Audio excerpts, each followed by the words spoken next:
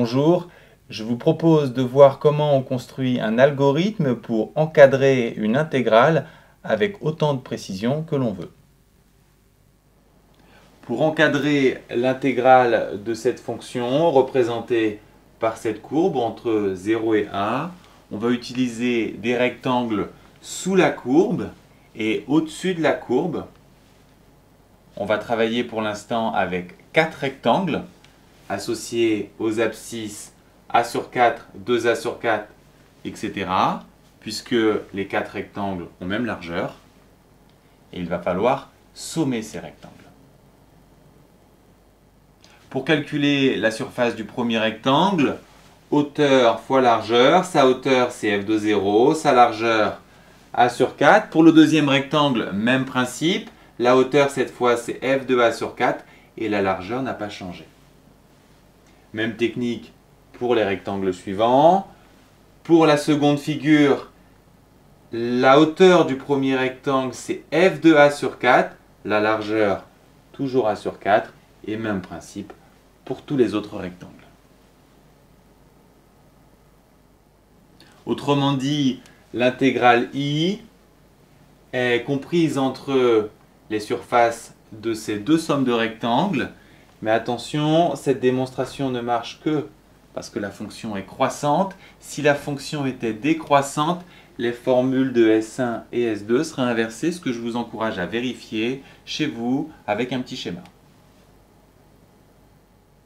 Pour programmer cet algorithme, il nous faut spécifier les variables et les initialiser. Si vous êtes perdu, je vous renvoie à la vidéo d'algorithme sur les suites où j'ai expliqué comment effectuer une somme. Il nous faut en particulier une variable de stockage pour chaque somme. Pour le cœur du programme qui consiste à ajouter les uns après les autres les différents rectangles, on somme 4 rectangles, donc la variable k va aller de 0 à 3.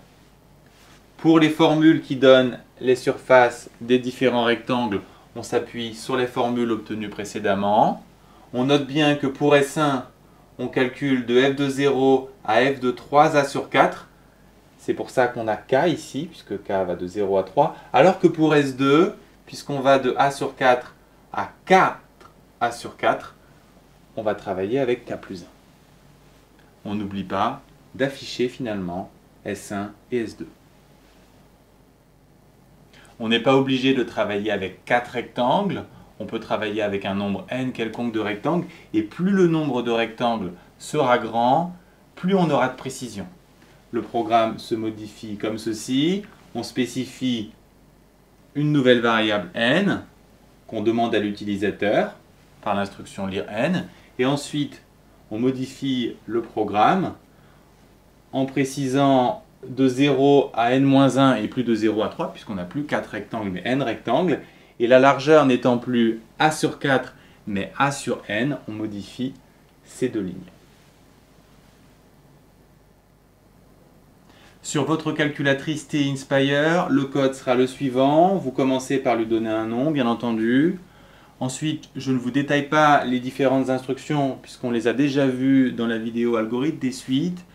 Par contre, notez bien que votre calculatrice ne comprendra pas f de k fois sur n. Il faudra lui indiquer l'expression associée à la fonction. Par exemple, pour la fonction racine, il faudra lui rentrer racine de k fois sur n. Et de façon générale, pour cette ligne, vous remplacez tous les x par k fois sur n. Et pour la suivante, tous les x par cette parenthèse. Enfin, comment adapter votre algorithme si votre intégrale ne part pas de 0, c'est-à-dire si vous travaillez sur un intervalle quelconque AB.